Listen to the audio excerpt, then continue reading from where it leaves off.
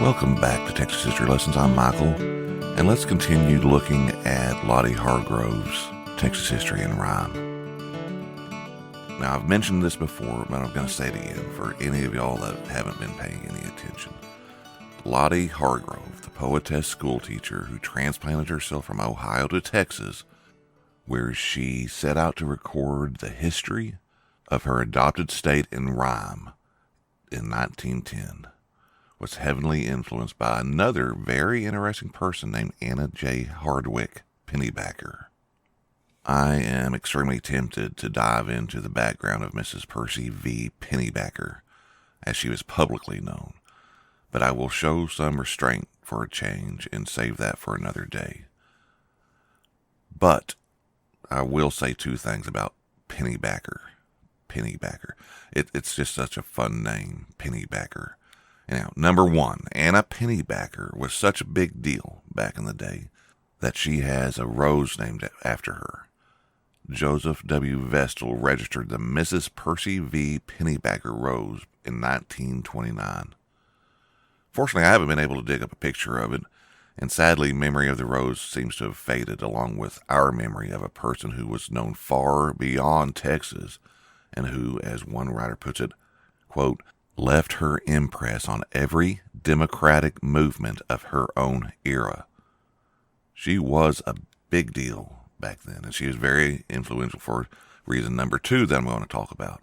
Anna Pennybacker had only been a resident of Texas for less than 4 years, I think, when she sat down and wrote her A New History of Texas in 1888, the year of Walter Prescott Webb, who would become an influential historian, and folklorist teacher J. Frank Dobie's birth, who both had a big impact on Texas history, Texas identity. And I just recently was reading something that J. Frank Dobie's wife, Bertha Dobie, had written, and she remembered finding the name of the place she grew up, Velasco, in Pennybacker's history book, and she thought it was such a big deal. So yeah, the book was the book for the young people of Texas for a long time. The state of Texas adopted A New History of Texas as the official textbook for public schools. Her husband, Percy V. Pennybacker, was the publisher of the book for a total of 11 years starting in 1888. And then following his death in 1899, the book stayed in print, and it was revised over time as A History of Texas, and it was still in use in the 1920s. Then along came Lottie H. Lewis to Texas in 1896.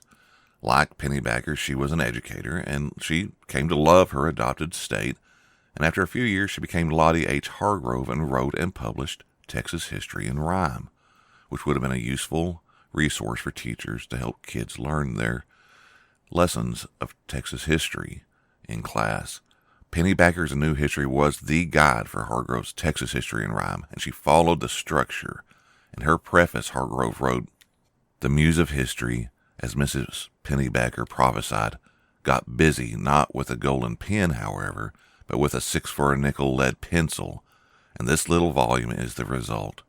By changing the Texas history as adopted by the state from prose to rhyme, the author has endeavored to supply the need of different forms of expression, to arouse interest in and fix in the memory of our state and country." Pennybacker divided the history of Texas into 6 eras, and Hargrove did as well. Can you name the 6 eras of Texas history? If you grew up in Texas and took Texas history in public schools, I bet you can. I've already shared 2 of them from Hargrove's book. Era 1 was an era of discoveries and missions, and Pennybacker and Hargrove both used this name for the earliest era, but later editions of Pennybacker's book switched to using the phrase Era of Explorers and First Settlers.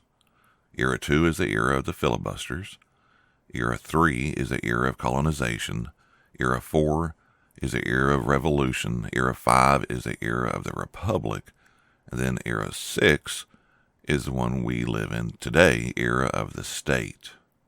We've already covered the first 2 eras of discoveries and missions, or explorers and first settlers, the era of the filibusters, And so that obviously means that this episode will contain the third.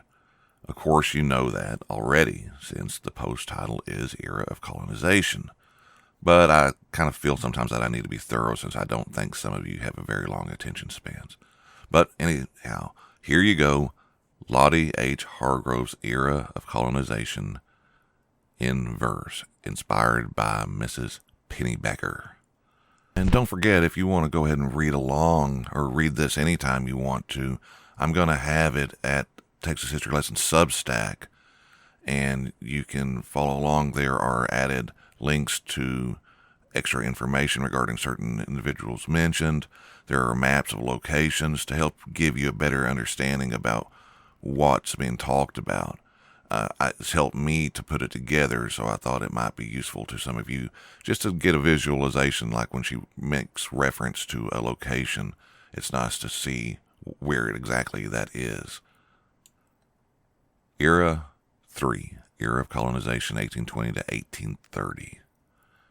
In Moses Austin's pleasant home, some stopped a while to rest.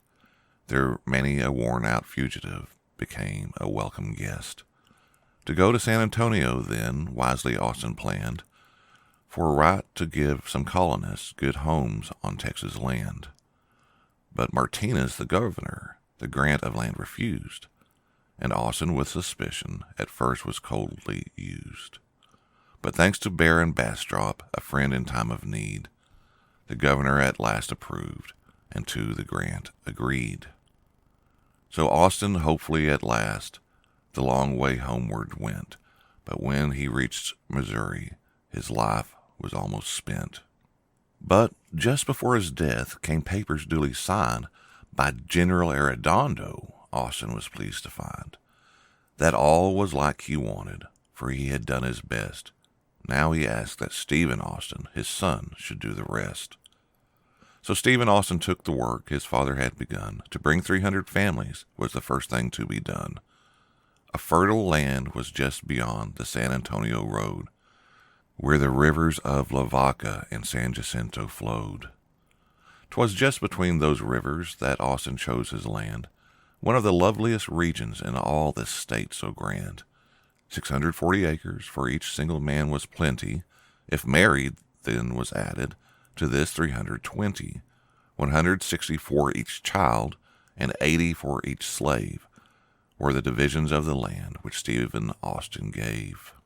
For any public buildings, a factory or mill, that was of benefit to all, more land was given still.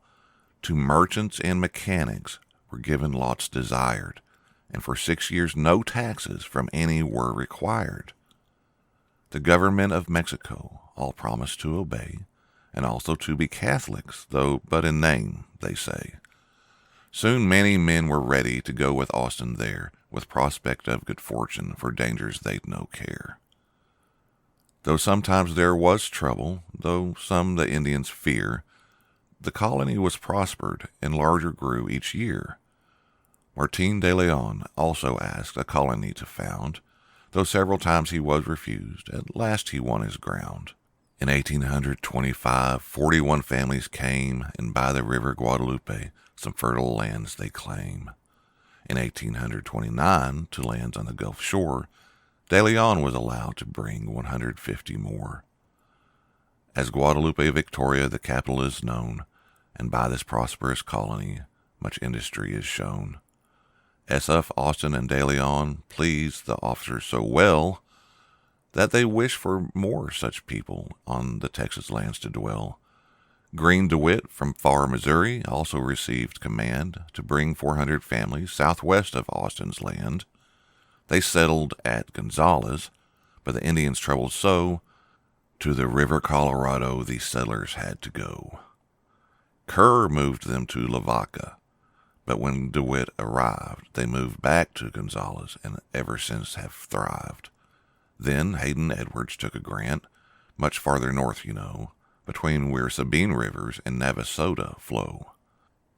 But he such unjust treatment from Mexicans received that he and all his colonists were forced at last to leave.